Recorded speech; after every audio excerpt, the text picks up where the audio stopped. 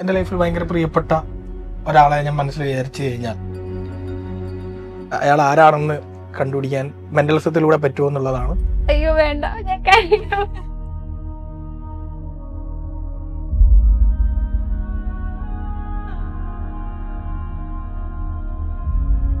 തലയുടെ ഭാരം കൂടുന്നതായിട്ട് ഫീൽ ചെയ്ത് തുടങ്ങുന്നു. വീണ് വീണ് വീണ് വീണ് സ്ലീപ് സ്ലീപ് സ്ലീപ്.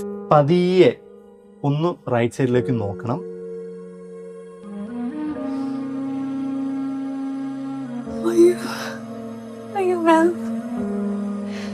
എനിക്കൊന്നും പറയാൻ കിട്ടുന്നില്ല. 3 പേര് കുളിക്കാൻ പോയതായിരുന്നു. അപ്പോൾ അവിടെ ചെന്നിട്ട് ആള് കുളിക്കുന്ന സമയത്ത് ശരിക്കും ആള് ഹെൽപ്പ് സീക്ക് ചെയ്തതാണ്. പക്ഷെ ഇവര് ചുമ്മാ ചെയ്യുകയാണെന്ന് വിചാരിച്ച് പക്ഷെ ആള് റിവറിൽ മുങ്ങിപ്പോയി. പയ്യന്മാർക്ക് ഒരു സോറി പറയണം, അതിനുള്ളൊരു ചാൻസ് കൊടുത്തു. പക്ഷെ അത് കഴിഞ്ഞപ്പോഴാണ് എൻ്റെ സാറാണെങ്കിലും എല്ലാവരും പറയുന്നത് ഇത് ചെയ്യാൻ പാടില്ല.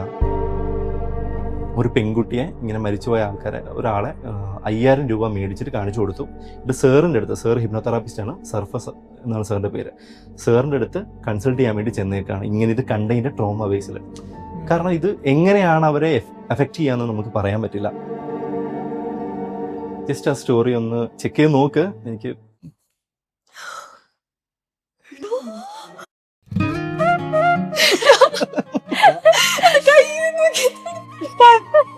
ആൾക്കാർ എനിക്ക് തോന്നുന്നു എന്തൊക്കെയോ എൻ്റെ അടുത്ത് വിളിച്ചു ചോദിക്കും നാളെ എടുക്കാമെന്ന് ലോട്ടറിയുടെ നമ്പർ അറിയാവുന്നൊക്കെ. സത്യം ഷോ കഴിഞ്ഞ് ഇറങ്ങും, അത് കോമഡി. ഷോ കഴിഞ്ഞ് ഇറങ്ങുമ്പോൾ ഒരാൾ വന്ന് ചോദിച്ചിട്ടുണ്ട് കാണാതെ പോയ ആധാരം കണ്ടുപിടിച്ചരാ. ഞാൻ ചേട്ടാ ഫോണിന്റെ പാസ്വേഡ് ഒന്ന് എടുക്കാൻ വേണ്ടി നോക്കട്ടെ. 14789 ആണോ? നമ്പേഴ്സ് ആണോ?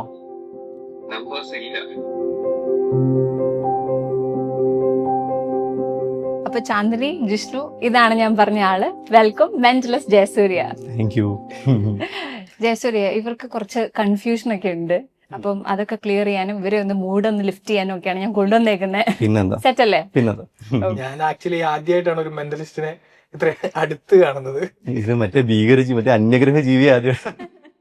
നമ്മുടെ മനസ്സിലൊക്കെ ഉള്ള ഒരു പിക്ചർ അങ്ങനെയാണല്ലോ മെന്റലിസ്റ്റ്. ഇപ്പൊ സിനിമയിലൊക്കെയാണ്, പ്രേതം 2 സിനിമയിലൊക്കെയാണ് ജയസൂര്യ. അല്ലെങ്കിൽ ഓക്കെ, അത് ആക്ച്വലി ആ ഒരു കഥാപാത്രത്തിന് വേണ്ടിയിട്ട് അങ്ങനെ പോർട്രേ ചെയ്തിരിക്കുന്നതാണ്. ശരിക്കും അത്ര അങ്ങനൊന്നും ഇല്ല.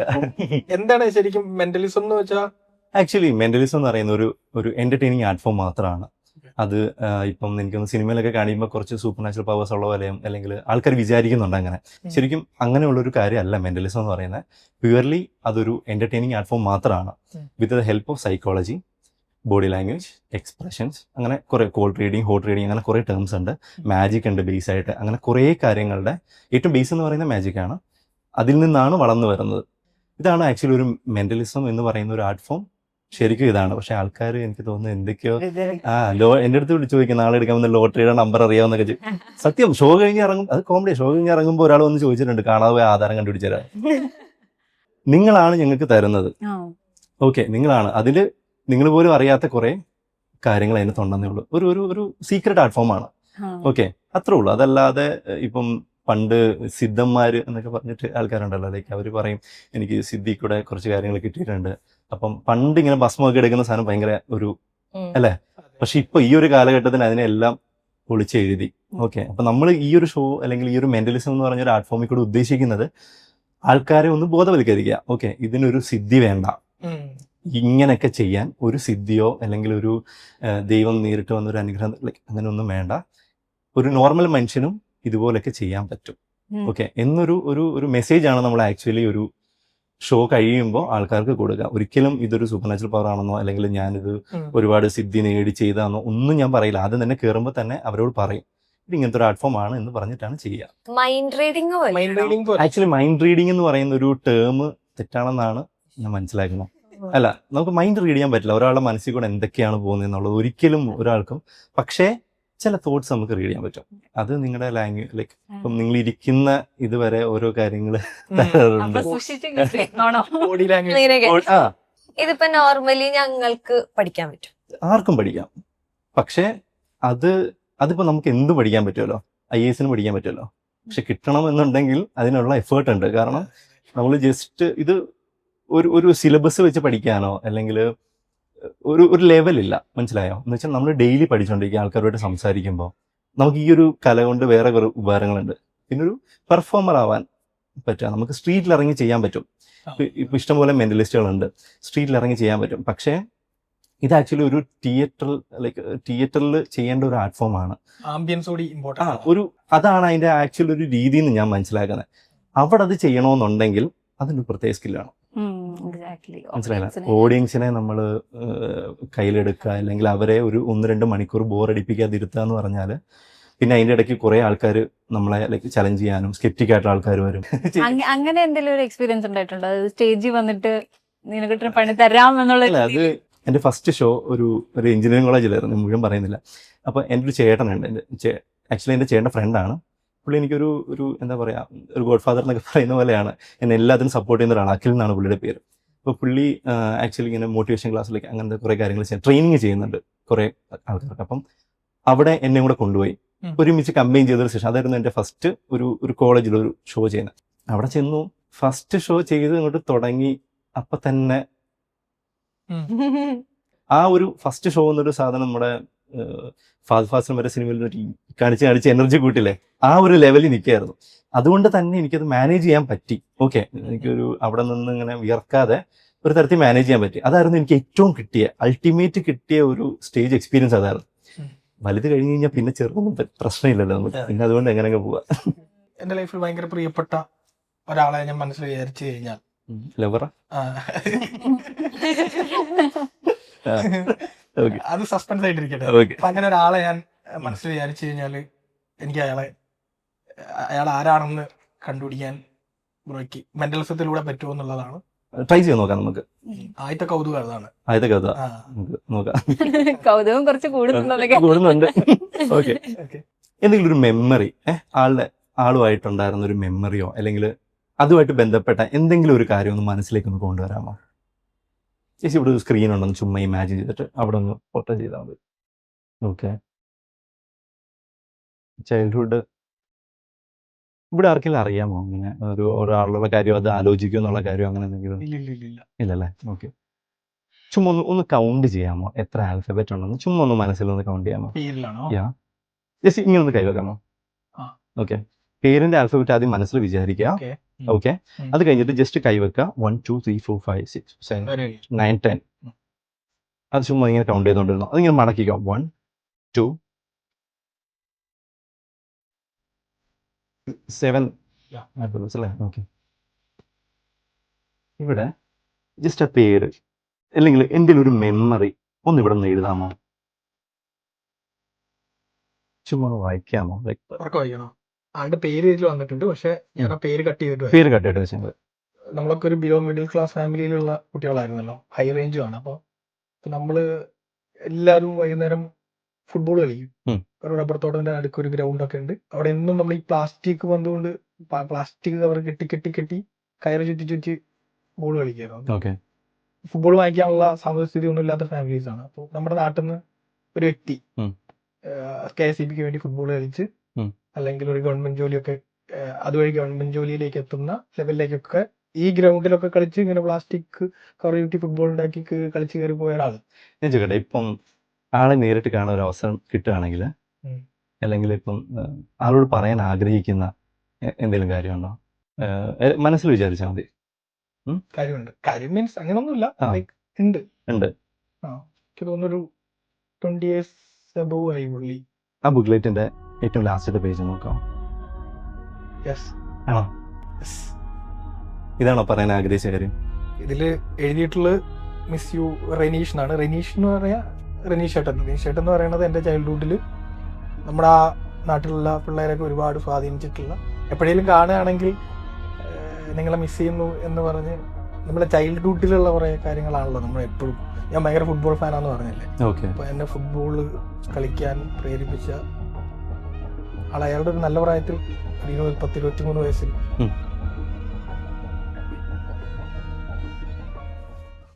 ഓക്കെയാണ്. എനിക്ക് മാത്രമല്ല കേട്ടോ, എൻ്റെ നാട്ടുകാർക്കും. പുള്ളി വെള്ളത്തിൽ മുങ്ങി മരിച്ചു പോവായിരുന്നു വീടിന്റെ അടുത്ത് തന്നെ. ഫുട്ബോളിൽ നിന്ന് ആ നാട്ടിൽ കളിച്ച് രക്ഷപ്പെട്ട മനുഷ്യൻ. പണ്ടത്തെ ഒരു ആസിഫ് സക്കീർ എന്നൊക്കെ പറയുന്ന ഫുട്ബോൾ പ്ലേയേഴ്സ് ഉണ്ടായിരുന്നു. അപ്പോൾ അവരുടെ ഒക്കെ കൂടെ KSEBക്ക് വേണ്ടി കളിച്ച് ഗവൺമെന്റ് ജോലി കിട്ടി, പേപ്പേഴ്സ് ഒക്കെ കിട്ടി, ജോലിക്ക് പോകാൻ വേണ്ടിയിട്ട് നിൽക്കുന്ന ദിവസം പെട്ടെന്നൊരു ഹർത്താൽ വന്നു. സ്റ്റിൽ റിമെമ്പർ, എൻ്റെ ഒരു മിഡ് ടൈം എക്സാമിന്റെ സമയത്താന്ന് തോന്നുന്നു. ഹർത്താൽ വന്ന സമയത്ത് നമ്മുടെ നാട്ടിലൊരു ബസ് സ്റ്റോപ്പിന്റെ പണി നടക്കുന്നുണ്ട്. അപ്പം എൻ്റെ കസിൻസ്, പുള്ളിയുടെ പ്രായത്തിലുള്ള കുറച്ച് കസിൻസ് ഒക്കെ കൂടെ ഈ ബസ് സ്റ്റോപ്പ് എല്ലാവരും കൂടി പണിയുമല്ലോ നാട്ടിലെ ചെറുപ്പക്കാർക്ക് 10-25 വയസ്സുള്ള. അപ്പോൾ ഈ പണിയൊക്കെ കഴിഞ്ഞിട്ട് ഇവര് വൈകുന്നേരം ക്ഷീണം തീർക്കാൻ വേണ്ടിയിട്ട് തൊട്ടടുത്തൊരു കരിയാത്തമ്പാറ എന്ന് പറയുന്ന സ്ഥലമുണ്ട്. അവിടെ എല്ലാ വർഷവും ഓരോരുത്തരും മരിക്കാറുണ്ട് ഇപ്പോഴും.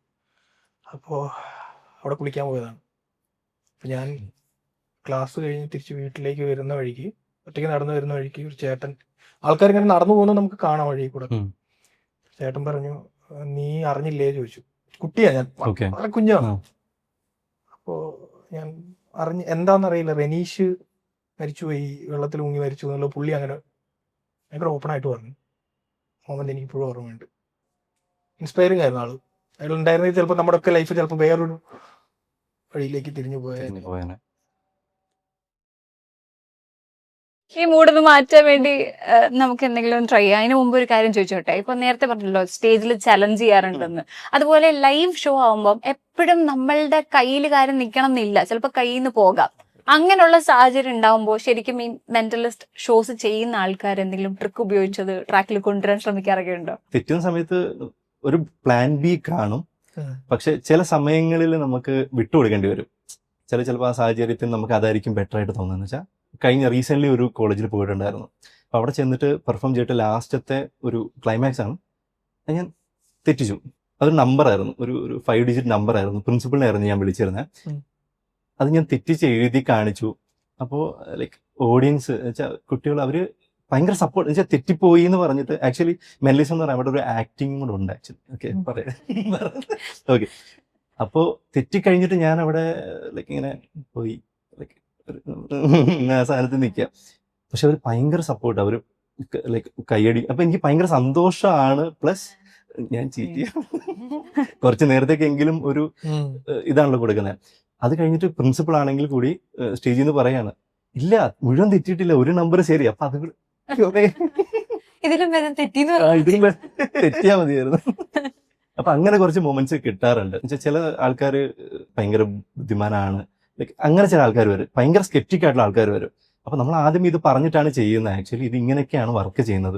ഒരിക്കലും നിങ്ങളുടെ മൈൻഡിൽ കയറി അല്ലെങ്കിൽ നിങ്ങളുടെ മനസ്സിൽ നിന്നല്ല നമ്മൾ എടുക്കുന്നത്. നമ്മൾ കുറെ കാര്യങ്ങളുണ്ട് അതിന്, ഇതൊക്കെ പറഞ്ഞിട്ടാണ് ചെയ്യുന്നത്. പക്ഷെ എന്നാലും നമ്മൾ ചലഞ്ച് ചെയ്യാൻ ആൾക്കാർ വരും. അപ്പൊ ആ സമയത്ത് ചിലപ്പം നമ്മൾ മനഃപൂർവ്വം വിട്ടുകൊടുത്തെന്നും വരും. ചിലവര് വന്നിട്ട് അവര് മാറ്റി പറയോ അവർ വിചാരിച്ചിരുന്ന കാര്യം? നമുക്കത് ഐഡന്റിഫൈ ചെയ്യാൻ പറ്റുമോ?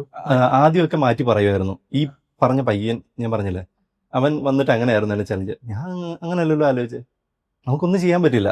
അത് പിന്നെ നമ്മൾ എഴുതി വെപ്പിക്കാൻ തുടങ്ങി. ലൈക്ക് അവിടെ എന്തെങ്കിലും ഒരു സാധനം നോട്ട് ചെയ്ത് വെപ്പിച്ചിട്ട് അവരെ തന്നെ വെച്ചേക്കും. അപ്പോൾ പിന്നെ കുഴപ്പമില്ല, നമുക്ക് പ്രൂഫ് കാണിക്കാം. ഓക്കെ, കാണിച്ചോ എന്ന് പറയാൻ പറ്റും. പക്ഷെ അതല്ലാന്നുണ്ടെങ്കിൽ നമ്മളവിടെ അവർക്ക് നമ്മളെ തോപ്പിക്കണം എന്നൊരു മനസ്സിലൊരു കാര്യം ഉണ്ടെങ്കിൽ ഒബ്വിയസ്ലി അത് പറ്റും.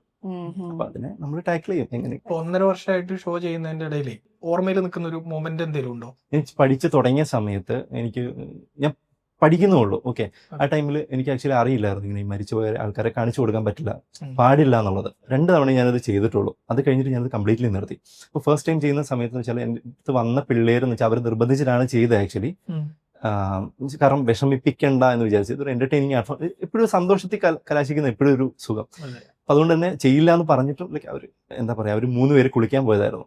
അപ്പോൾ അവിടെ ചെന്നിട്ട് ആള് കുളിക്കുന്ന സമയത്ത് ശരിക്കും ആള് ഹെൽപ്പ് സീക്ക് ചെയ്തതാണ്. പക്ഷെ ഇവര് ചുമ്മാ ചെയ്യുകയാണെന്ന് വിചാരിച്ച്, പക്ഷെ ആള് റിവറിൽ മുങ്ങിപ്പോയി.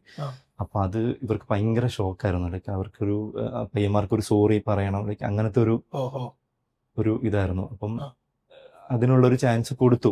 പക്ഷെ അത് കഴിഞ്ഞപ്പോഴാണ് എൻ്റെ സാറാണെങ്കിലും എല്ലാവരും പറയുന്നത് ഇത് ചെയ്യാൻ പാടില്ല കംപ്ലീറ്റ്ലി. അത് എനിക്കും ഭയങ്കര വിഷമമായി. കാരണം ആ ഒരു ഇവര് കാരണമാണോ എന്ന് ചോദിച്ചാൽ കാരണമല്ല ആക്ച്വലി. പക്ഷെ ഉള്ളിൽ എപ്പോഴും അതിൻ്റെ ഒരു റിഗ്രറ്റ് ഉണ്ടല്ലോ. അപ്പൊ അത് കഴിഞ്ഞപ്പോൾ ആ പയ്യന്മാരുടെ കരച്ചില് അത് ഭയങ്കര രീതിയിൽ നമ്മളെ ബാധിച്ചു. അത് പിന്നെ ഞാനത് ചെയ്തിട്ടില്ല. അത് കഴിഞ്ഞിട്ടാണ് പിന്നെ ഇതിനെക്കുറിച്ച് പഠിക്കുന്നത്. ഇപ്പം മെന്റലിസ്റ്റ് ആദിച്ചേട്ടനും അനന്തും ഒക്കെ ഒരു ഒരു ക്യാമ്പയിൻ പോലെ തന്നെ ചെയ്തിട്ടുണ്ടായിരുന്നു ഇത് ചെയ്യാൻ പാടില്ല എന്നുള്ള. അപ്പം ഞാൻ ആ സമയത്ത് തന്നെ അത് കംപ്ലീറ്റ് ആയിട്ട് നിർത്തും. ഒരിക്കലും ചെയ്യാൻ പാടില്ല എന്നാണ്. ഇപ്പോഴും ആൾക്കാരത് ചെയ്യുന്നുണ്ടെന്നുള്ള മരിച്ചുപോയ ആൾക്കാരെ കാണിച്ചു കൊടുക്കുന്നുണ്ടെന്ന്. അത് ആക്ച്വലി അത് ഭയങ്കര ട്രോമ. ഇപ്പൊ റീസെന്റ് ഞാൻ പറയും മിനിഞ്ഞാന്നാന്ന് തോന്നുന്നു എൻ്റെ സാർ എനിക്ക് മെസ്സേജ് അയച്ചിട്ടുണ്ടാവും ഒരാളെ അറിയാമോ എന്ന് ചോദിച്ചിട്ട്. അപ്പം ഞാൻ പറഞ്ഞു എനിക്കറിയില്ല. എറണാകുളം ബേസ് ചെയ്തിട്ടുള്ള ഒരു ഹിപ്നോട്ടിസ്റ്റ് ആണ് ആള്. ഒരു പെൺകുട്ടിയെ ഇങ്ങനെ മരിച്ചുപോയ ഒരാളെ 5000 രൂപ മേടിച്ചിട്ട് കാണിച്ചു കൊടുത്തു. ഇത് സാറിൻ്റെ അടുത്ത്, സാർ ഹിപ്നോതെറാപ്പിസ്റ്റ് ആണ്, സർഫസ് എന്നാണ് സാറിൻ്റെ പേര്. സാറിൻ്റെ അടുത്ത് കൺസൾട്ട് ചെയ്യാൻ വേണ്ടി ചെന്നേക്കാണ് ഇങ്ങനെ ഇത് കണ്ടതിൻ്റെ ട്രോമ ബേസിൽ. കാരണം ഇത് എങ്ങനെയാണ് അവരെ എഫക്റ്റ് ചെയ്യാന്ന് നമുക്ക് പറയാൻ പറ്റില്ല. ചില ആൾക്കാർ ചിലപ്പോൾ ഇത് നേരിട്ട് കാണുകയല്ലേ, അപ്പോൾ അവരുടെ മനസ്സിൽ ചിലപ്പോൾ ഇതൊരു പ്രേതം വന്നാണെന്നോ, മനസ്സിലായില്ലേ? ചിലപ്പോൾ അതായിരിക്കാം, ചിലപ്പോൾ ഇനിയും കാണണമെന്നുള്ള ആഗ്രഹമായിരിക്കും അവരെ ഹോണ്ട് ചെയ്യുന്നത്. അപ്പം പല രീതിയിൽ ഇപ്പോൾ സൈക്കാട്രിക് മെഡിസിൻസ് എടുക്കുന്ന ഇഷ്ടം പോലെ ആൾക്കാരുണ്ട്. എന്ന് വെച്ചാൽ ഇപ്പോൾ കോഴ്സുകൾ ഇഷ്ടം പോലെ, ഇപ്പം 599, 1000 എന്നൊക്കെ പറഞ്ഞിട്ട് ഹിപ്നോട്ടിസം ആണെങ്കിലും മെന്റലിസം കോഴ്സുകൾ ഇഷ്ടം പോലെ ഉണ്ട്. മെന്റലിസം എന്നല്ല, ഹിപ്നോട്ടിസം കോഴ്സുകളാണ് കൂടുതൽ പിള്ളേർ ഇത് പഠിക്കും. പഠിച്ചു കഴിഞ്ഞിട്ട് അവർക്ക് അറിയില്ല ഇത് എന്തൊക്കെ ചെയ്യാം എന്തൊക്കെ ചെയ്യരുത്. ഇത് കുറേ കാര്യങ്ങളുണ്ട്. കാരണം അവർക്ക് അപ്രിയാക്ഷൻ എന്ന് പറഞ്ഞൊരു അവസ്ഥ വരും ചില ആൾക്കാർക്ക്. അപ്പം അതിനെയൊക്കെ ഹാൻഡിൽ ചെയ്യാൻ നമ്മൾ പഠിക്കണം. അത് പഠിച്ചിട്ടാണ് നമ്മൾ ആക്ച്വലി ഇതൊക്കെ സ്റ്റേജ് ഷോസ് ചെയ്യുന്നത്. ഞാൻ സ്റ്റേജ് ഷോ ചെയ്യുന്നത്, ഹിപ്നോട്ടിസത്തിനാണെങ്കിലും സ്റ്റേജ് ഷോ ചെയ്യുന്നത്. അപ്പം ആ സമയത്ത് നമ്മളിത് അറിഞ്ഞിരിക്കണം. പക്ഷെ മിക്ക കുട്ടികളും അവർക്ക് അപ്രിയാക്ഷൻ എന്താന്ന് പോലും അറിയില്ല. അത് അറിയാണ്ടാണ് ഇപ്പൊ സ്ട്രീറ്റിലാണ്ടും പോയിട്ട് ഈ കാര്യങ്ങൾ ചെയ്യുന്നത്. അപ്പൊ ഭയങ്കര ഇതിലുള്ള പ്രശ്നങ്ങൾ ആക്ച്വലി ഉണ്ടാകും. ഈ സോഷ്യൽ മീഡിയ ഭയങ്കര ഒരു ഇമ്പോർട്ടന്റ് ഘടകം തോന്നുന്നു. കാരണം സോഷ്യൽ മീഡിയയിൽ ഒന്ന് സ്റ്റാർ ആവാൻ വേണ്ടിയിട്ട് ചെറിയ ഫീസിന് ഇത് പഠിക്കുക, അന്ന് സ്ട്രീറ്റിൽ ഇറങ്ങി അത് പെർഫോം ചെയ്യുക, ഇതിട്ട് കഴിഞ്ഞാൽ റീച്ച് ആവും. കാരണം ഒരു സാഡ് BGM ഞാൻ ചെയ്ത ഒരാളാണ്, ഞാൻ എക്സ്പീരിയൻസ് തിരുത്തിയ ഒരാളാണ്. ഞാൻ പേഴ്സണലി പറയാൻ എനിക്ക് വേണമെങ്കിൽ പറയാം ഞാൻ ചെയ്തിട്ടില്ല, പക്ഷെ ഞാൻ ചെയ്തിട്ടുണ്ട്. പക്ഷെ അത് എത്രത്തോളം ബാധിക്കണമെന്ന് മനസ്സിലായപ്പോൾ ഞാനത് നിർത്തിയ ഒരാളാണ്. അപ്പം എനിക്ക് റീച്ച് കിട്ടി, ആ ഒരു വീഡിയോയ്ക്ക് എനിക്ക് നല്ല റീച്ച് കിട്ടിയായിരുന്നു ആക്ച്വലി. ഇട്ട് കഴിഞ്ഞപ്പോൾ തന്നെ കുറേ പേര് കോൺടാക്ട്, കുറേ പേര് നമുക്ക് മെസ്സേജ് അയക്കും എത്ര പൈസ വേണേൽ തരാം കാണിച്ചു തരാം. പക്ഷെ അവർക്കറിയില്ല, അവർ എക്സ്പീരിയൻസ് ചെയ്ത് കഴിയുമ്പോഴാണ് അവർക്ക് ട്രോമ സ്റ്റാർട്ട് ചെയ്യുക. അതെല്ലാവർക്കും വരുമെന്നുള്ളതല്ല. ഇപ്പം ഞാനിത് പറയുമ്പോൾ ഇന്റർവ്യൂ ഇറങ്ങുന്ന സമയത്ത് ചിലപ്പോൾ ആൾക്കാർ പറയും ഞാൻ ചെയ്തിട്ടുണ്ട് പക്ഷെ പ്രശ്നമില്ല. പക്ഷെ 100 ഒരാൾക്ക് വന്നാലും ആ ഒരാളുടെ പ്രശ്നമാണ്. റിവേഴ്സിബിൾ അല്ല, റിക്കവർ ചെയ്യാൻ പറ്റില്ല വൺസ് അങ്ങനെ വന്നവർക്ക്. നമ്മൾ സൈക്കാട്രിക് ആ ഒരു ലെവലിലേക്ക് പോയി കഴിഞ്ഞാൽ അത് ടൈം എടുക്കുന്ന പ്രോസസ്സാണ്. നമുക്കിപ്പം മെഡിസിൻസ് സ്റ്റാർട്ട് ചെയ്താൽ പെട്ടെന്നൊന്നും സ്റ്റോപ്പ് ചെയ്യാൻ പറ്റില്ല. വിഡ്രോവൽ സിംറ്റം എന്നൊക്കെ പറഞ്ഞ് കുറേ പ്രശ്നങ്ങളുണ്ടായി.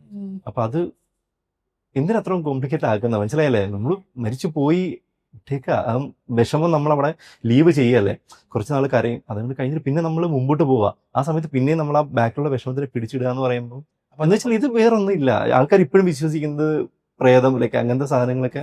ആ ആള് സംസാരിക്കുമ്പോൾ അത് ഇവരുടെ ട്രാൻസ് ലെവൽ അനുസരിച്ചിരിക്കും. ഇവർക്ക് ഫീൽ ചെയ്യുക മരിച്ചുപോയ ആള് സംസാരിക്കുന്നതായിട്ടായിരിക്കും. കമ്മ്യൂണിക്കേറ്റ് ചെയ്യുന്ന ആൾക്കാരുണ്ട്, അങ്ങനെയൊക്കെ വീഡിയോസ് കണ്ടിട്ടുണ്ട്. അതാണ്. അപ്പൊ അവർക്ക് ആക്ച്വലി ഫീൽ ചെയ്യുക അവർ സംസാരിക്കുന്നതായിട്ടായിരിക്കും, മരിച്ചുപോയ ആള് സംസാരിക്കുന്നതായിട്ടായിരിക്കും. ഇതിന്റെ അൾട്ടിമേറ്റ് എന്ന് പറയുന്നത് സന്തോഷിപ്പിക്കുക എന്നുള്ളത് മാത്രമാണ്. സന്തോഷിപ്പിക്കാൻ നമുക്ക് എന്ത് ചെയ്യാൻ പറ്റും? ഞാൻ എന്താ ചെയ്യണ്ടേ പറഞ്ഞോ? ഒരു ചോയ്സ് കൊടുക്കുക അല്ലേ? ഞാൻ ഒരു കാര്യം ചിന്തിക്കും. അതായത് എനിക്ക് ഭയങ്കര ആഗ്രഹമുള്ള ഒരു കാര്യം, ഒരു സംഭവം തുടങ്ങണം എന്ന് എനിക്ക് ഭയങ്കര ആഗ്രഹമുണ്ട്. അതിന് ഞാനൊരു പേരും കണ്ടുപിടിച്ചിട്ടുണ്ട്. ആ പേര് കണ്ടുപിടിക്കണം. ചലഞ്ചാണോ? Very tough. എവിടെയെങ്കിലും പബ്ലിഷ് ചെയ്യുക? ആർക്കെല്ലാം അറിയാമോ ഇത്? എന്റെ വീട്ടിലെല്ലാവർക്കും അറിയാം. ഞാൻ റാൻഡംലി എപ്പോഴും ജുവലിനോട് ഷെയർ ചെയ്തിട്ടുണ്ട്. ജുവലിന് ഓർമ്മയുണ്ടോന്ന് എനിക്ക് അറിയില്ല. ഇത് എനിക്കറിയാൻ എന്തെങ്കിലും മാർഗമുണ്ടോ? അങ്ങനെ എന്തെങ്കിലും മാർഗമുള്ള കാര്യമാണോ? നമ്മൾ മുമ്പ് പരിചയമുണ്ടോ? മുമ്പ് ഇല്ല, ഇവിടെ വെച്ച് ആദ്യമായിട്ടാണ് അല്ലേ? ജസ്റ്റ് അല്ല, ഇത് കാണുന്ന സമയത്തെ ഓഡിയൻസിൽ ചിലപ്പോൾ അങ്ങനെ ഒരു സാധനം വരും, നമ്മൾ എല്ലാം സെറ്റ് ചെയ്തിട്ട് വന്നാണെന്നൊരു സാധനം ജസ്റ്റ് ഒന്ന് ഓക്കെ.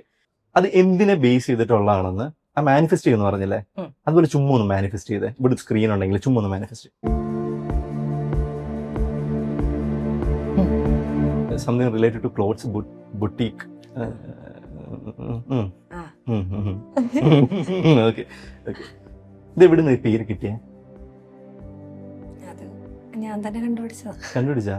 ഇങ്ങനെ ജെമിനി ഇപ്പൊ സാധാരണ അങ്ങനെയാണല്ലോ, നമ്മളൊക്കെ അങ്ങനെ കിട്ടിയാലോ? അല്ലല്ല, ഞാൻ തന്നെ. അപ്പൊ അത്രയും ക്ലോസ് ടു ഹാർട്ടാണ് അല്ലേ? മാനിഫെസ്റ്റ് ചെയ്ത് വെച്ചേക്കുന്നതിൽ ആ ഒരു എന്തെങ്കിലും ലോഗോ അങ്ങനെ എന്തെങ്കിലും ഉണ്ടോ? ഉണ്ടോ? റൗണ്ട് അങ്ങനെ?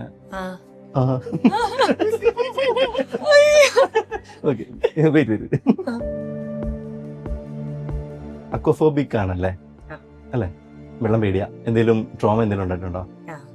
ഉണ്ട് കൊച്ചിലെ? അതായത് കുഞ്ഞിലെ എന്റെ അച്ഛൻ ഞങ്ങള് കുറച്ച് റിലീജിയസ് ആണ്. അപ്പം അച്ഛനോട് ആരോ പറഞ്ഞു നമ്മുടെ വീട്ടിലൊരു കുട്ടി വെള്ളത്തിൽ പോയി മരിക്കും. അപ്പൊ തുടങ്ങി എന്റെ വീട്ടിൽ അച്ഛനും അമ്മയൊക്കെ നീന്തും.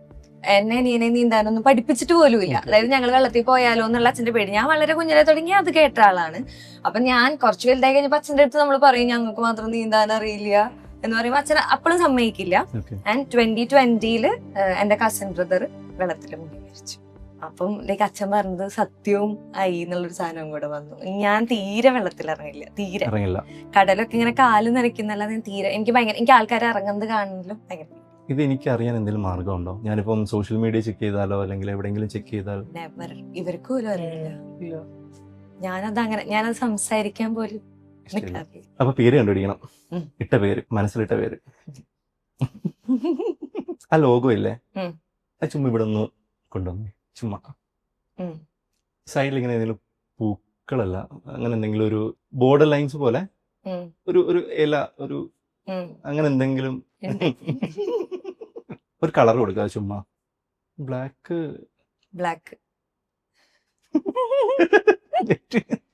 ഓക്കെ. ഇത് എവിടെയെങ്കിലും വരച്ചു വെച്ചിട്ടുണ്ടോ ഈ ലോഗോ? അല്ല, ലൈക്ക് എനിക്കറിയാൻ എനിക്ക് തീരെ വരയ്ക്കാൻ അറിയില്ല. എനിക്ക് പറ്റണ പോലെ ഞാൻ വരച്ചു വെച്ചിട്ടുണ്ട്. എവിടെ വരച്ചു വെച്ചേക്കുന്നത്? വീട്ടിലെ എന്റെ ഡയറിയിൽ. ഓക്കെ. ഞാനൊരു പേര് പറയാം. എനിക്ക് ഒരു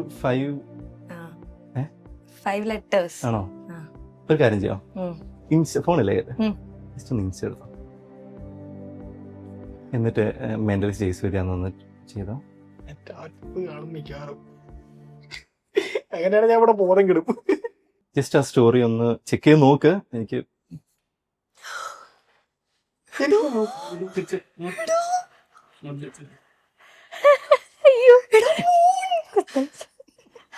എന്താ പേര് പറ?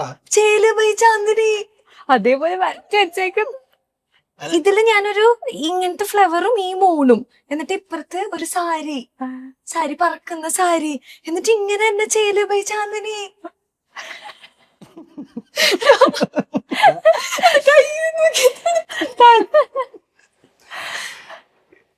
ഇത് ഞാൻ സ്ക്രീൻഷോട്ട് എടുക്കട്ടെ, ഇത് വെച്ച് മോഡൽ കൊടുക്കാം.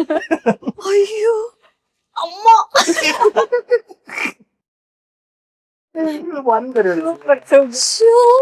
അപ്പോ മെന്റലിസം ആണ് എന്റെ വഴി, അല്ലെങ്കിൽ അങ്ങനെ അതിലെനിക്കൊരു താല്പര്യമുണ്ട്, അല്ലെങ്കിൽ അതിൽ എനിക്കൊരു കഴിവുണ്ട് എന്നുള്ളത് ജയസൂര്യക്ക് എപ്പോഴാണ് സ്വയം തോന്നി? ആ മൊമെന്റ് എന്താണ്?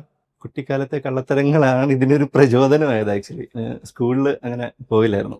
അപ്പം പോയില്ലാന്ന് വെച്ചാൽ ഒരു കുട്ടനാട്ടിൽ ഫുൾ കറങ്ങി നടക്കുന്ന, ലൈക്ക് നിങ്ങൾക്ക് അവിടെ വന്നാൽ മനസ്സിലാവും. ഓക്കെ. അപ്പോൾ ഞാൻ പഠിച്ചിരുന്നൊരു CBSE സ്കൂളിലാണ്, പൂരുകര എന്ന പേര്. അത് ഞാൻ ഇവിടെ മെൻഷൻ ചെയ്യാൻ കാര്യമുണ്ട്, ഞാൻ പറയാം. അവിടെ ഞാൻ ചെല്ലുമ്പോൾ ഞാൻ പഠിക്കാത്തത് കൊണ്ട് തന്നെ അവിടെ ചെന്ന് കഴിഞ്ഞാൽ എനിക്ക് അടി പെരുവസ്തു വരികയാണ്, മനസ്സിലായോ? ഓക്കെ. വേറെ ഒന്നും കൊണ്ടല്ല, ഞാൻ പഠിക്കാത്തതുകൊണ്ടാണ്. അപ്പോൾ എനിക്ക് അവിടെ പോകാൻ തീരെ ഇഷ്ടമില്ല. അപ്പം എനിക്ക് പോവാതിരിക്കാൻ എന്തൊക്കെ ചെയ്യാൻ പറ്റും എന്നൊരു സെർച്ചിലാണ് ആക്ച്വലി ഞാൻ ഇതിലോട്ടൊക്കെ ഒരു പ്രാവശ്യം ഇതൊക്കെ എന്താ തലേ പ്രാവശ്യം തേങ്ങയുടെ മറ്റേ മടലില്ലേ, മറ്റേ ഓലയില്ലേ, അത് തല വീണിട്ടുണ്ട് ഒരു പ്രാവശ്യം. അപ്പൊ അതൊരു ടേണിംഗ് പോയിന്റ് ആയിരുന്നു. അപ്പൊ ഒരു പ്രാവശ്യം ആപ്പിൾ വീണ പോലെ തലയിൽ വീണ് കഴിഞ്ഞപ്പം അവിടെ ഞാൻ ബോധം കെട്ട് വീണു. അത് കഴിഞ്ഞിട്ട് നാട്ടുകാർ വീട്ടിൽ കൊണ്ടുവന്നിട്ട് അവിടെ വെച്ച് എനിക്ക് ബോധം വരുന്നത്. ഞാൻ എഴുന്നേറ്റ സമയത്ത് ഇവിടെ ആൾക്കാർ പറയുന്നുണ്ട്, നോക്കിക്കോണം മോനെ, എന്ന് വെച്ചാൽ ഇപ്പൊ തലയിലല്ലേ വീണേക്കുന്നത്, അമ്മയോട് പറയാം. അപ്പം എങ്ങനെ ഫിക്സോ വായെന്ന് പദവെല്ലാം വരുവാണെങ്കിൽ ഒന്ന് ശ്രദ്ധിച്ചോണം എന്ന് പറഞ്ഞിട്ടുണ്ടായിരുന്നു. അപ്പൊ ഇത് ഞാൻ കേട്ട് ചെറുതായിട്ട് എനിക്ക് സ്കൂളിൽ പോകാൻ ടൈം ആയപ്പോ അമ്മുമ്മ പിന്നുള്ള ഞാൻ നമ്മുടെ മൈദയില്ലേ, മൈദ വായിലിട്ടിട്ട് കുറച്ച് വെള്ളം കൂടി ഇട്ടിട്ട് വെച്ചിട്ട്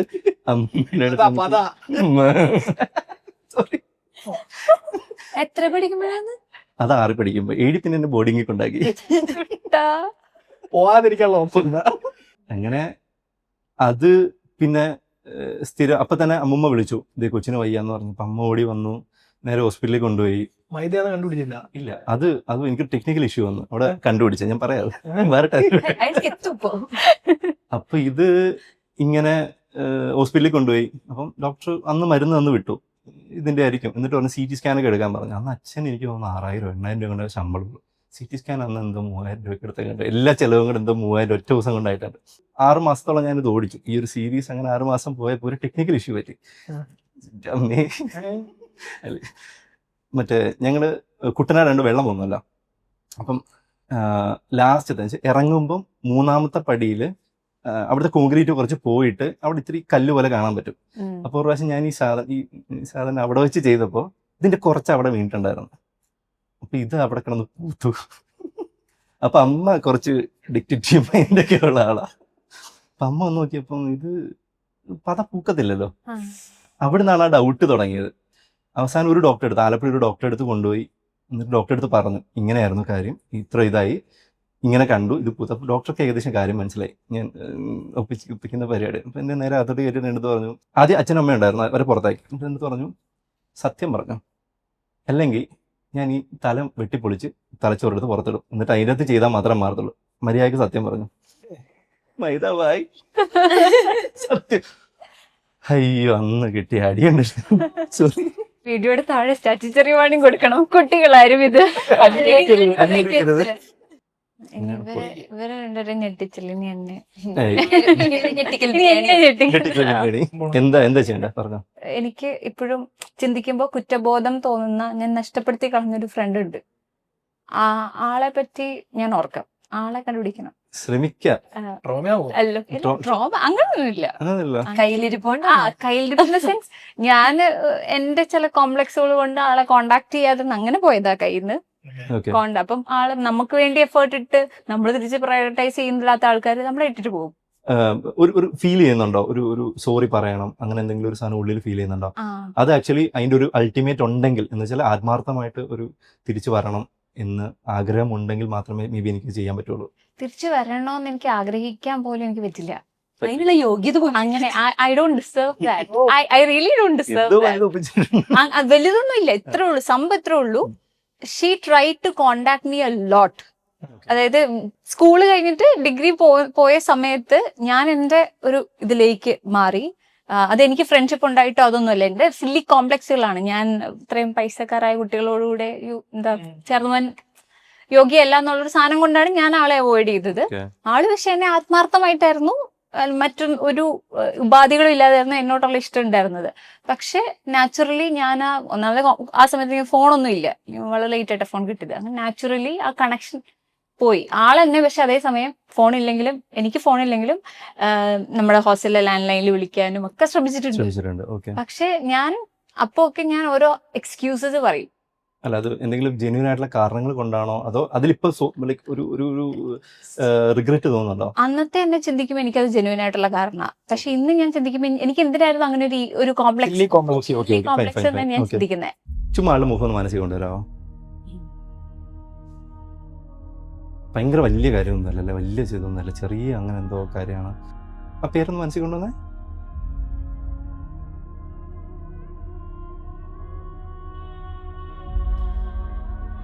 ഐ തിങ്ക് അത് കുറേ ഇതൊന്നും ഇല്ലാന്ന് തോന്നുന്നു, ലൈക്ക് അങ്ങനെ റിപ്പീറ്റേഷൻ ഉണ്ടെന്ന് തോന്നുന്നു അല്ലേ? ഉണ്ടോ? ഒരു കാര്യം ചെയ്യോ, ആ ഫ്രണ്ടിനോട് ഇപ്പോൾ ജെന്യുവൻ ആയിട്ട് പറയാനുള്ള കാര്യങ്ങൾ ജസ്റ്റ് ഇമാജിൻ, ഈ ആള് ആ ആളാണെന്ന് ഒന്ന് ഇമാജിൻ ചെയ്തിട്ട് ആളോട് ജെന്യുവൻലി പറയാനുള്ള കാര്യങ്ങൾ എന്ന് വെച്ചാൽ ഫുള്ള് പറയണമെന്നില്ല. ഇപ്പം എന്താണ് ഫീൽ ചെയ്യുന്നത്, ആ ഒരു ഫ്രണ്ട്ഷിപ്പ് ഇപ്പം ആഗ്രഹിക്കുന്നുണ്ടെങ്കിൽ ആ ഒരു ഇതിൽ പറഞ്ഞാൽ മതി. ആ ഒരു കാര്യം ആളോട് പറയുക. ഓക്കെ, കണ്ണടച്ച് പറഞ്ഞാൽ മതി. അത് ജസ്റ്റ് ഇമാജിൻ ചെയ്യുക അവിടെ ഒരാൾ ഇരിക്കുന്നുണ്ടെന്ന്. ഓക്കെ, എന്നിട്ട് ഈ കാര്യം അങ്ങോട്ട് പറയുക. എന്നിട്ട് ഏറ്റവും ലാസ്റ്റ് സോറി, പേര് പറയണ്ട, ഒരു ഗ്യാപ്പ് ഇടുക. Okay, fine. അയ്യോ വേണ്ട, ഞാൻ അല്ല, അത് അത്ര ആഗ്രഹമുള്ളതുകൊണ്ടാണല്ലോ അത് പറയുന്നത്. ഇഷ്ടം പോലെ കാര്യങ്ങൾ വേറെ കരച്ചിലാണ്. ഞാൻ കോട്ട കേട്ടിട്ടും ഞാൻ കറങ്ങി ബോറായിരിക്കും, കരയല്ലേ? ഇല്ല ഇപ്പൊ കണ്ടുപിടിക്കാൻ നോക്കിയോ ആളുടെ പേര് പറയുമ്പോ അവിടെയാണ് സർപ്രൈസ്. കൈ പിടിക്കണമെന്നില്ല, കൈ പിടിക്കുമ്പോ കുറച്ച് ഇമോഷണൽ ആവുന്നത്. പ്രൊഡക്ഷൻ കളയാണ്, എല്ലാം കട്ട് ചെയ്യാം. വെള്ളം വേണോ? വെള്ളം വേണം.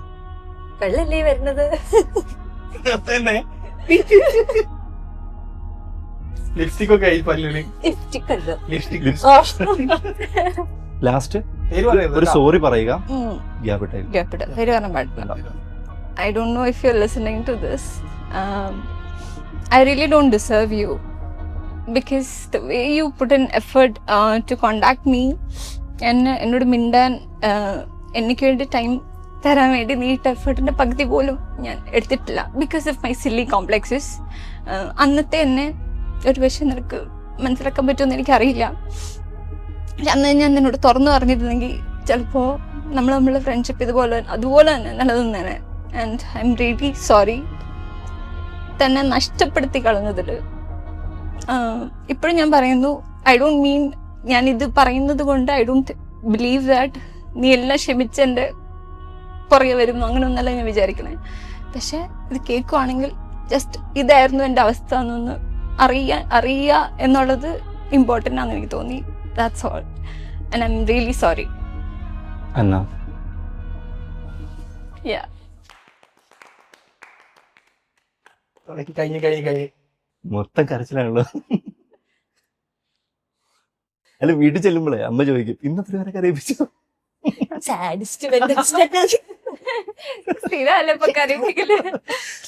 ഇനി ആർക്കാ കരയുന്നേ? അപ്പൊ നമുക്ക് ഇനി എന്താ ഹിപ്നോട്ടിസം അല്ലേ? നമുക്ക് ഹിപ്നോട്ടിസം നോക്കാം. അത് നിങ്ങൾക്ക് അറിയാമോ എന്താ ഹിപ്നോട്ടിസം?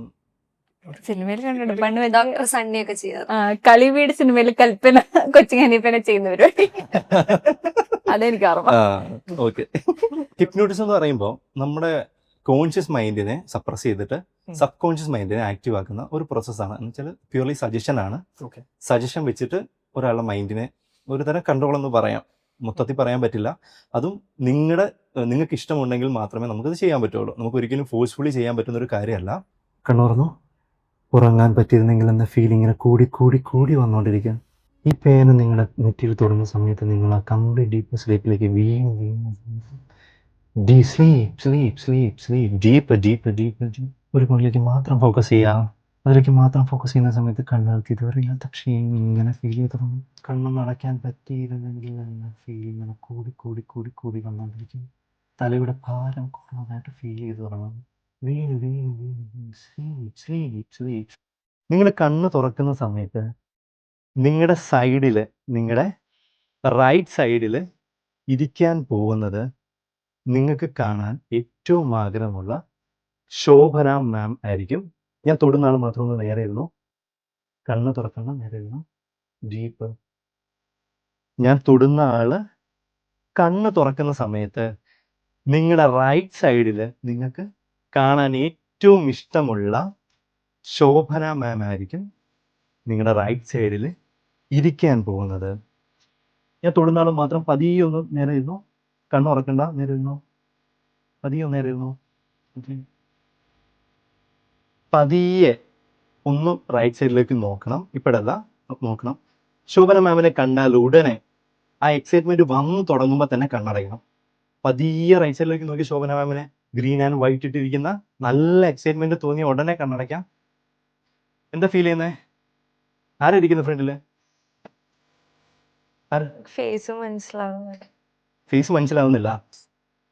പതിയെ കണ്ണ് തുറന്നിട്ട് റൈറ്റ് സൈഡിലോട്ട് നോക്കിക്കോ. കാണുന്ന സമയത്ത് ശോഭന മാമിന്റെ മുഖം കാണുന്ന സമയത്ത് നല്ല എക്സൈറ്റഡ് ആയിരിക്കും.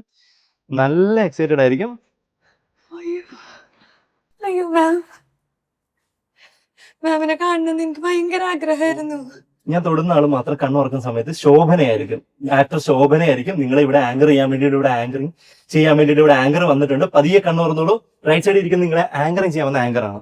നിങ്ങൾ ശോഭനയാണ് ആക്ടർ. എനിക്ക് ഭയങ്കര ആഗ്രഹമായിരുന്നു. എനിക്കൊന്നും പറയാൻ കിട്ടുന്നില്ല പ്രസാദ് ഏട്ടാ.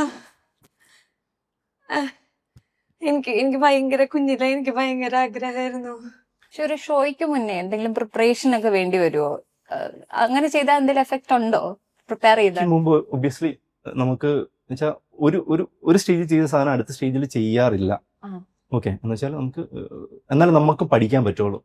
ഓക്കെ, അപ്പൊ അതുകൊണ്ട് തന്നെ അതിന് കുറെ നാളത്തെ പരിശ്രമം ഉണ്ട്. എന്ന് വെച്ചാൽ എങ്ങനെ ഇത് ഡിഫിക്കൽട്ട് ആകാം എന്ന് വെച്ചാൽ ഒരു നോർമൽ മെന്റലിസം ഷോ എന്നതിനുപരി അതിനകത്ത് എൻ്റെ കൂടെ വയലിനിസ്റ്റ് ഉണ്ട്. അതിൻ്റെ അകത്ത് മ്യൂസിക് ആഡ് ചെയ്യും. അത് കൂടാതെ ഹിപ്നോട്ടിസം ചെയ്യും. അപ്പം ഒരു പാക്ക് ആയിട്ടാണ് നമ്മൾ ഷോസ് ചെയ്യുന്നത്. അപ്പം ഓരോ തവണ ചെയ്യുമ്പോഴും ഇതിന്റെ പാറ്റേൺസ് മാറ്റണം. അപ്പൊ ഈ മാനറിസത്തിനെ കുറിച്ചൊക്കെ ബേസിക് അറിയാവുന്ന ഇപ്പൊ ഒരു സൈക്കോളജി പഠിക്കുന്ന കുട്ടികൾ അങ്ങനെയുള്ളവർക്ക് അത് ഗിമിക് ചെയ്യാൻ പറ്റില്ലേ? ലൈക് അങ്ങോട്ട് കുറച്ച് കോൺഫിഡന്റ് ആയിട്ട് ഇരുന്ന് കാണിച്ചു തരാൻ പറ്റില്ലേ? ഉറപ്പായിട്ടും. അതിപ്പം ഇപ്പൊ സിനിമകളിൽ ഇപ്പം എനിക്ക് തോന്നുന്നു പ്രേതം 2-ലാണെന്ന് തോന്നുന്നു, ഒരു ധർമ്മജൻ പുറകോട്ട് കൈ ഇതൊക്കെ ആദ്യമായിട്ടും പറഞ്ഞിട്ടുള്ള ഇന്റർവ്യൂല് വെച്ചാല് നമുക്ക് ഒരു ഗസ്റ്റർ കൊണ്ട് ഒന്നും നമുക്ക് പറയാൻ പറ്റില്ല. മനസ്സിലായി? ഇപ്പം തല പുറകോട്ട് പോകുന്നത് ചിലപ്പം തല ഡാൻഡ്രഫ് ഉണ്ടെങ്കിൽ തല കൈ പുറകോട്ട് പോകും. മനസ്സിലായില്ലേ? അപ്പം ഈ ഒരൊറ്റ കാര്യം കൊണ്ട് ആള് കള്ളം പറയുകയാണെന്ന് നമുക്ക് ഒരിക്കലും പറയാൻ പറ്റില്ല. ഇതുപോലെ പല പല കാര്യങ്ങൾ കൂട്ടിച്ചേർത്താൽ നമുക്ക് ഒരിക്കലും ഇപ്പൊ എൻ്റെ അടുത്ത് ഒന്ന് ചോദിക്കാം, എടാ അവൻ കള്ളമാണോ പറയുന്നത്, നമുക്കൊന്നും ചെയ്യാൻ പറ്റില്ല. അത് അങ്ങനത്തെ ഒരു പ്ലാറ്റ്ഫോമേ അല്ല ഇത് എൻ്റെ യൂസിന് വേണ്ടിയിട്ട്, അല്ലെങ്കിൽ ഞാൻ പെർഫോം ചെയ്യുമ്പോൾ അതിന്റെ യൂസിന് വേണ്ടി മാത്രമേ ഇത് യൂസ് ചെയ്യാൻ പറ്റുള്ളൂ. അതുപോലെ ഇപ്പൊ ഫ്രണ്ട്സ്, ഫാമിലി അങ്ങനെയുള്ളവർക്കൊക്കെ ഒരു ഇല്ല ഇതിപ്പോ ജയസൂര്യ ശ്രദ്ധിക്കും അങ്ങനത്തെ ഒരു ഫീൽ ഉണ്ടോ? കോൺഷ്യസ് ബിഹേവ് ഒരു കോൺഷ്യസ് ആവുന്നുണ്ടോ അവര്? അങ്ങനെ പറയലുണ്ട്, അത് പറയലുണ്ട്. ഇപ്പം ആരെങ്കിലും എന്തെങ്കിലും പറയണത് കണ്ടുപിടിക്കും കേട്ടോ, അല്ലെ കണ്ടുപിടിപ്പിക്കും. ഭയങ്കര ബുദ്ധിമുട്ടായി. അല്ല ഞാൻ പറഞ്ഞിട്ടുണ്ട് അങ്ങനൊന്നും പറ്റുക, പിന്നെ ഞാൻ കേട്ടോ തോട്ട്സ് റീഡ് ചെയ്യോ എന്നുള്ള സാധനം എനിക്ക് ഭയങ്കര ടെൻഷൻ ഉണ്ടായിരുന്നു. പറ്റില്ല, അതാണ് പറ്റില്ല. നമുക്ക് ചില കാര്യങ്ങൾ എന്ന് വെച്ചാല് എല്ലാം പറഞ്ഞു കഴിഞ്ഞാൽ അതിന്റെ ക്യൂരിയോസിറ്റി വരും. മനസ്സിലായില്ലേ? നിങ്ങൾക്ക് ആ ഒരു ക്യൂരിയോസിറ്റി ഉണ്ട്, അതെങ്ങനെ ഇതിന് പുറകെ പോകാതിരിക്കുക എന്നാണ് ഞാൻ പറയാ. കാരണം എനിക്കിപ്പോ ഇത് എന്ത് കണ്ടാലും വലിയ ക്യൂരിയോസിറ്റി, ഒരു ഡോപ്പമീൻ സാധനം വരുന്നില്ല. ഇനി നമുക്ക് എന്താ ട്രിക്കാ ചെയ്യാനുള്ളത്?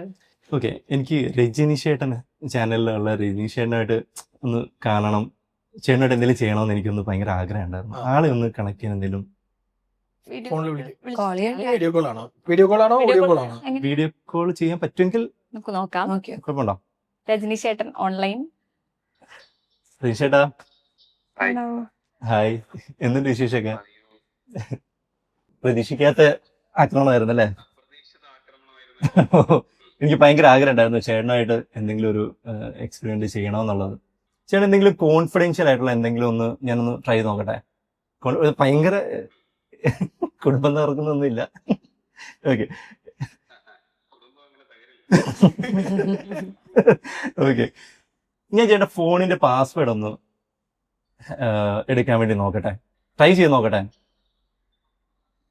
ചേട്ടൻ ഇപ്പൊ നോക്കുന്ന സ്ക്രീനിൽ തന്നെ ചെറിയൊരു വേറൊരു സ്ക്രീൻ ഉണ്ടെന്നൊന്ന് ഇമാജിൻ ചെയ്യാമോ? അല്ലെങ്കിൽ ചേട്ടന്റെ ലോക്ക് പാഡ് ഉണ്ടെന്ന് ജസ്റ്റ് ഒന്ന് ഇമാജിൻ ചെയ്യാമോ? ലോ സ്ക്രീൻ ഉണ്ടെന്ന് ഒന്ന് ഇമാജിൻ ചെയ്യാമോ?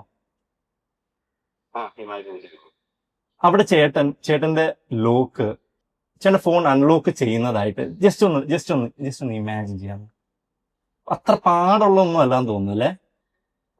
അത്ര പാടൊന്നുമല്ല. ഓക്കെ, ഞാനൊന്ന് പറഞ്ഞു നോക്കാം. ഓക്കെ,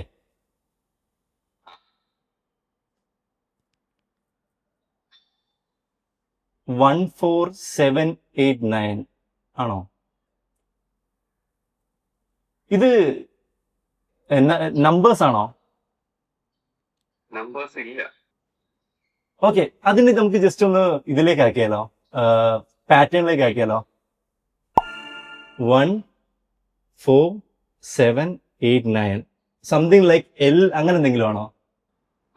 നമ്പർ അങ്ങനെയാ നോക്കുകയാണെങ്കിൽ എല്ലാം ഏറ്റവും എൻഡിലെ എല്ലാം. ഓക്കെ, അതാ നമ്പറാണോ? നിങ്ങൾ പറഞ്ഞത് ശരിയായി. ഓ, ഇങ്ങേറ്റത്ത് വരുന്ന എല്ല് വളരെ സിമ്പിൾ എല്ല്, ആദ്യം വരയ്ക്കാൻ സാധ്യതയുള്ള എല്ല്. സമാധാനം, താങ്ക് യു. ഇത് പാറ്റേൺ ആണോ ആദ്യം ചോദിച്ചാൽ മതിയായിരുന്നു. ഇല്ല, പക്ഷെ ഇങ്ങനായിട്ട് ഇങ്ങനെ ആയപ്പോ അടിപൊളി. ഇതൊരു ഗംഭീര എക്സ്പീരിയൻസ് ആയിരുന്നു. നമ്മുടെ കൂടെ വന്നതിനും നമ്മളെ കുറച്ച് കാര്യങ്ങളൊക്കെ പറഞ്ഞു തന്നതിനും കുറെ കാര്യങ്ങൾ ഇൻവോൾവ് ചെയ്യിപ്പിച്ചതിനും ഒക്കെ ഞെട്ടിച്ചതിനും thank you so much. Thank you thank you so much.